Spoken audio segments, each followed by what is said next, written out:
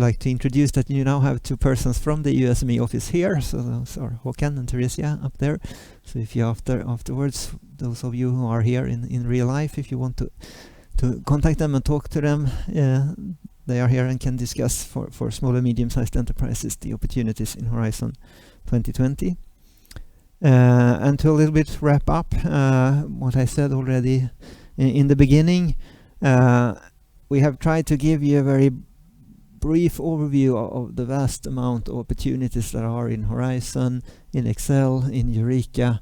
The sort of main theme of today has been international collaboration in ICT. So these are all the programs where you basically can't do things for yourself. You have to do them together with the French and the Dane or Chinese or whatever. There are many different ways to collaborate internationally. And as we have tried to present to you today, many of these programs are extremely open and you can collaborate in many ways.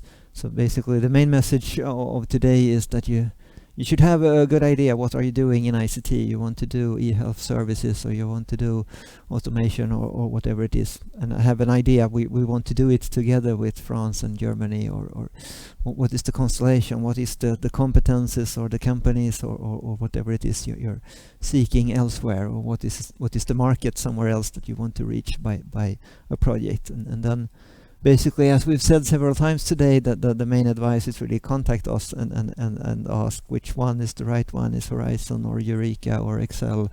If I want to do this together with at least a first draft of who the others would be that you want to collaborate with, and we can start to point you at the different programs and say, well, if you go into Horizon, this is what it will end up like. If you go towards Excel, this is what will happen.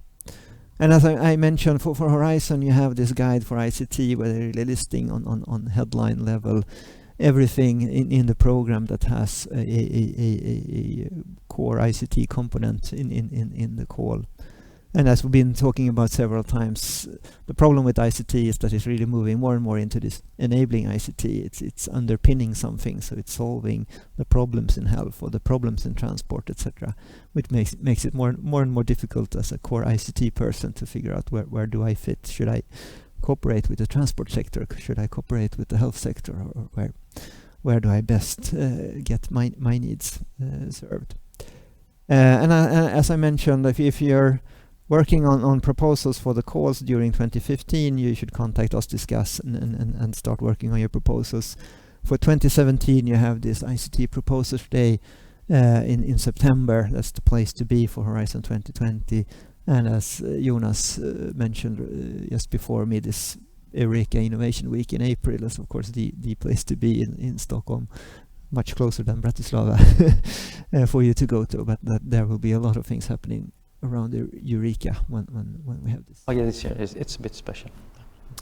And the last sort of words, what we haven't mentioned so much, but what I like to emphasize also, if you want to sort of dive into these systems but are not really prepared to write a proposal, they are all using peer review processes. So the European Commission is constantly looking for new experts that can evaluate all the proposals.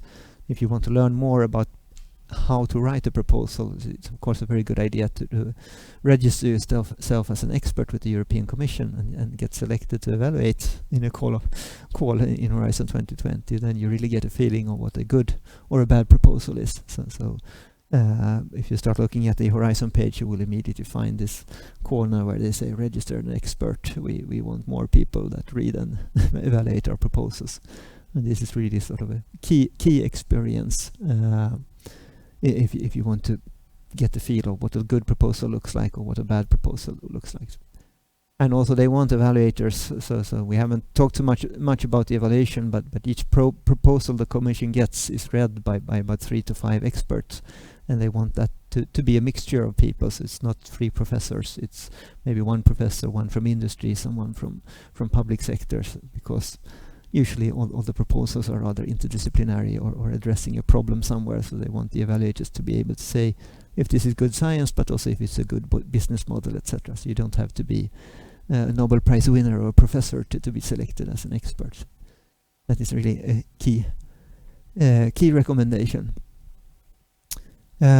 But I think that those sort of final words concludes. If there aren't any, I don't see anyone waving for a question in plenary. But as we've said, we'll remain here if you want to talk to us bilaterally, and we also have the EU SME support people that you can contact if you're an SME in the room. That then, I thank those of you who have been watching us on the web. Also, those who have registered, you will get an email with the presentations, and the presentations will also be available on our website. And if you don't find them, don't hesitate to contact us and request them. With that, I thank all the speakers that have been with us, and also those who have been watching online, as well as you who have been here in real life. And you are most welcome to discuss with us afterwards now. Okay, thank you very much.